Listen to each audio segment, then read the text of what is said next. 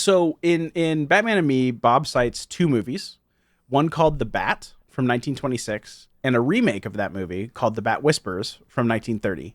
They're both from the same director, and the first one is a silent film, and the second is an early talkie, which is, a film that has music and sound recorded simultaneously and played back simultaneously, meaning, it has sound. Both are black and white, and they're basically the same movie. In a lot of cases, it's like literally just like shot for shot remake. They just added sound. They have different actors, right? So the difference between the Bat and the Bat Whispers is that one of them has speaking in it. Is that where like the That's whispers in the title comes from? Like, if I have they're no idea. exactly the same, except the one you can actually hear voices in.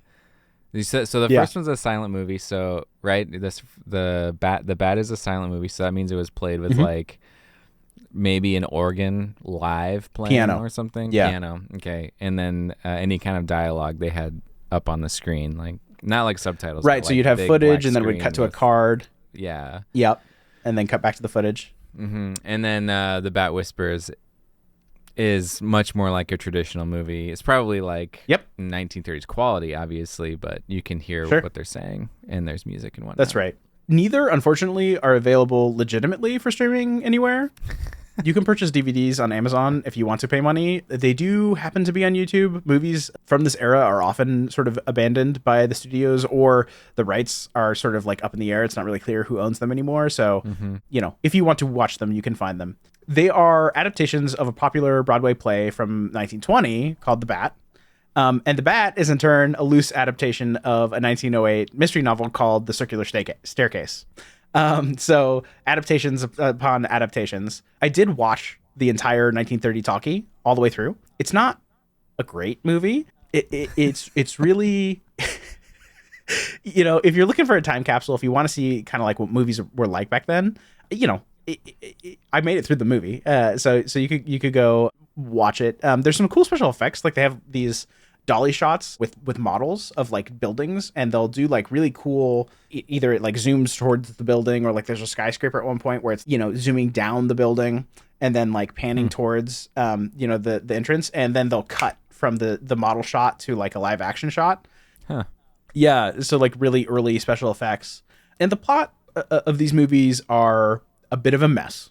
It revolves around a home in the countryside being rented out by a woman named Cornelia Van Gordner. There's a bank robbery in the nearby town of Oakdale, and the president of the bank is the owner of the home that's being rented. So for reasons that aren't really well explained, other than like, the guy who owns the bank owns the house, various people believe that the money that was taken from the bank is in the house. So they all sort of descend on the house.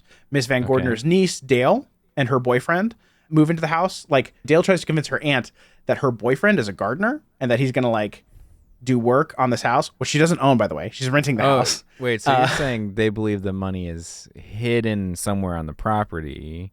That's right. So this is like a treasure hunt. They're trying to find the money. That's right.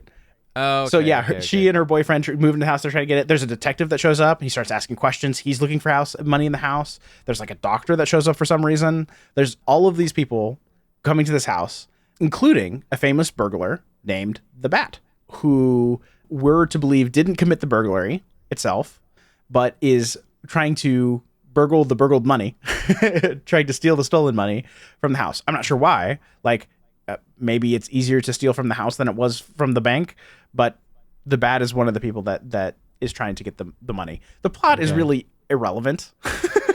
If you've ever seen Clue or House on Haunted Hill, you've seen this movie, but you've seen it done better. It's a dark and stormy night. There's a cast of disparate people. There's physical comedy. They're all running around the house. They're scared. And periodically there's murders, like people die. And the group's trying to figure out why people are dying and where the money is. Got it. It's like Scooby-Doo, except no one dies a little in bit. Scooby-Doo. Okay. Yeah, but you can see how the Bat character specifically is an inspiration. He's a mysterious figure seen on screen very rarely, usually in the shadows, and he wears all black. And early on in the movie, he has stiff wings that come out of the back, much like the early drawings that Bob had before Bill came and told him to fix it up. It's not really clear what the wings are made out of. Something really light. It's like resin or like plastic, because he's like kind of moving around with it, and it doesn't seem like to be a burden or anything. But for whatever reason, like later in the movie, when you actually see him directly on screen instead of in shadows, he's ditched the wings in favor of like a cape, and they don't really bother to explain it.